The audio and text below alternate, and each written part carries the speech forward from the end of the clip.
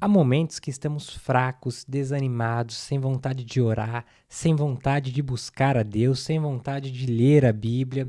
E esses momentos nós temos muitas das vezes que tomar uma decisão para não ser sucumbido à fraqueza espiritual. E hoje a gente vai falar um pouco sobre isso, sobre essa fraqueza que ela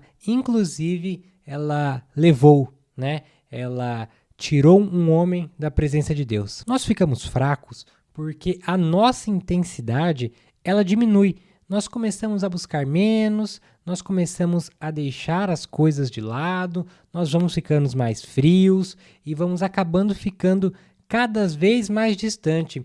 E assim como o nosso corpo, que se alimentado mal, né, se não for alimentado corretamente, ele fica fraco, ele adoece, a nossa vida espiritual é da mesma maneira. Se não for alimentada dia a dia e corretamente, né, com constância, nós não fazemos uma refeição por dia do nosso corpo, né? Nós não bebemos só um pouquinho de água ou nós não comemos só 3 grãos de arroz, porque isso não é o suficiente.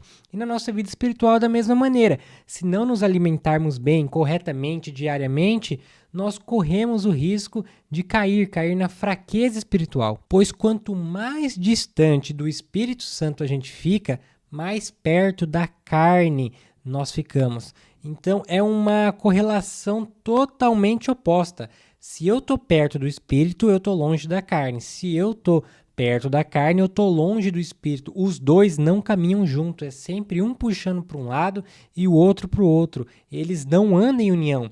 Ou é feita a vontade de Deus ou é feita a vontade da carne. As duas, elas não coincidem, porque o pecado, as trevas, ela não tem como habitar com a luz, né? Se você entra num quarto escuro e você acende a luz, é óbvio, é impossível que continue escuro, porque a luz ilumina todo o ambiente.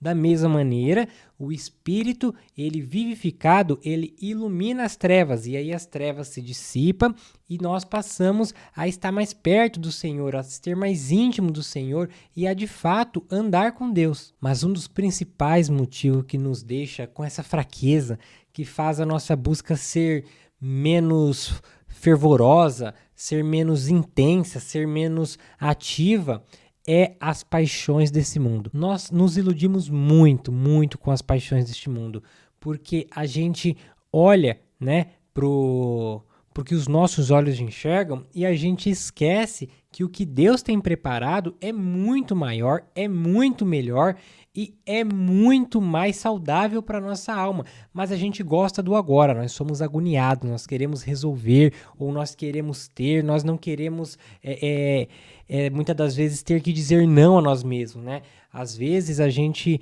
tem uma certa dificuldade, isso quando alguns ainda não conseguem, que é de renunciar a si mesmo, renunciar à própria carne. E Cristo, ele fala em Lucas 9:23, né? Aquele que quiser vir após mim, negue-se a si mesmo e tome a sua cruz. Tomar a sua cruz significa dizer não para si, dizer não para a sua vontade, para fazer a vontade de Deus, ainda que isso faça com que nós soframos, porque a carne, ela deseja, ela quer muito, mas o Espírito é que deve ditar o rumo. Nós temos que ouvir a voz do Espírito. E quando a gente não ouve essa voz, a gente ouve a voz da carne.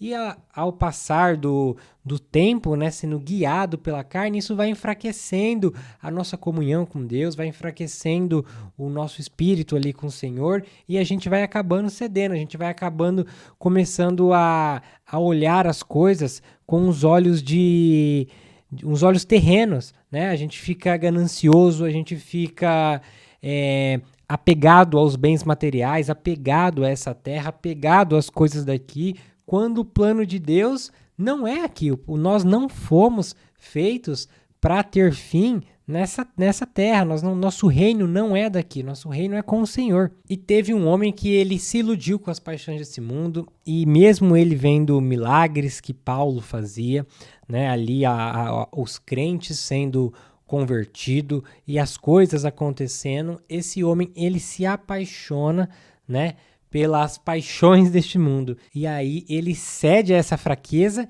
e acaba abandonando. 2 Timóteo 4,10 diz: porque Demas, tendo amado o presente século, me abandonou e se foi para Tessalônica.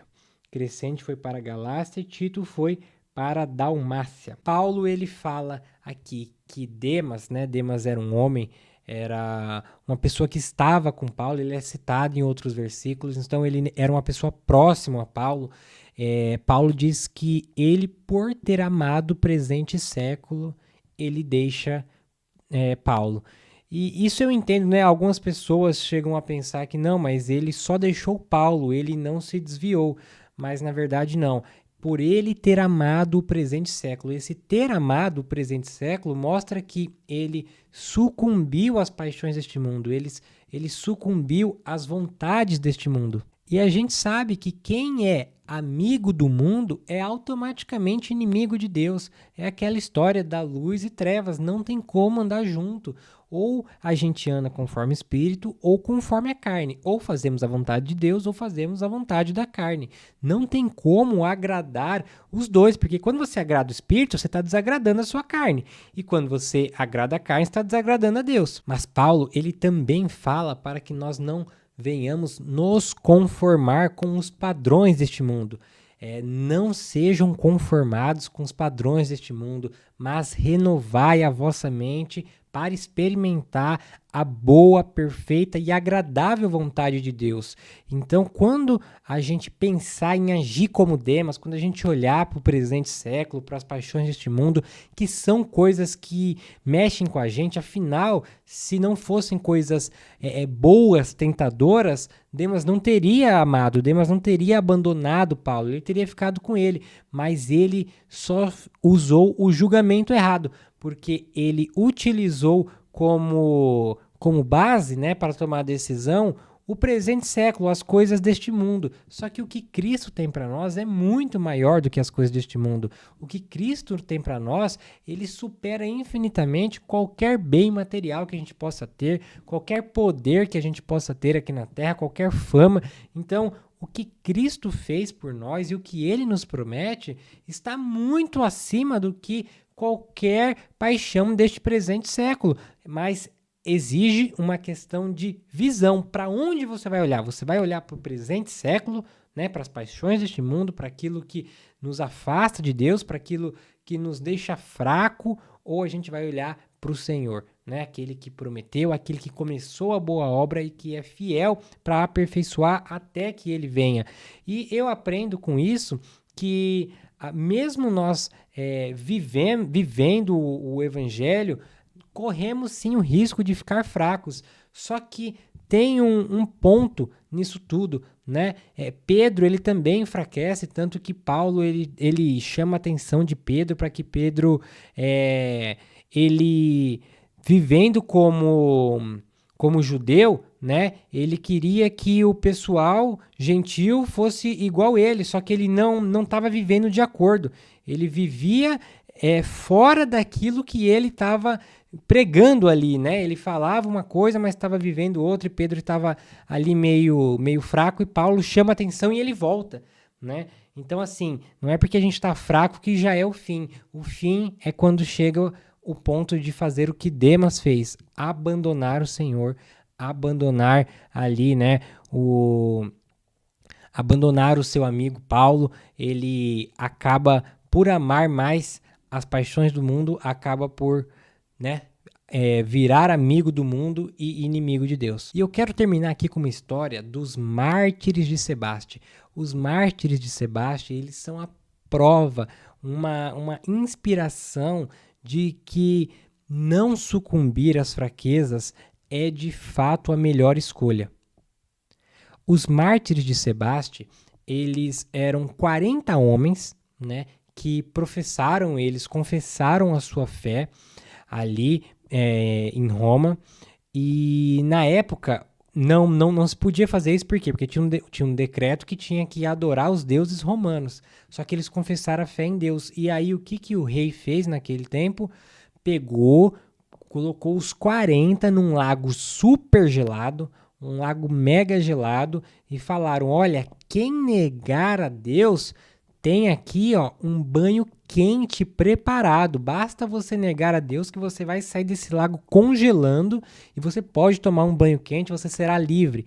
E aí, dos 40 mártires, apenas um ele nega e ele vai, sai, ele nega a Deus e ele vai para o banho quente. Só que o mais legal de tudo é que um soldado que tinha levado eles lá, ele vê um brilho naqueles homens resistindo a Deus e ele tira a roupa e se joga dentro daquele lago ali junto com eles, para sofrer com eles, porque ele confessa a Deus naquele momento. E aí se completa novamente os 40 mártires de Sebaste.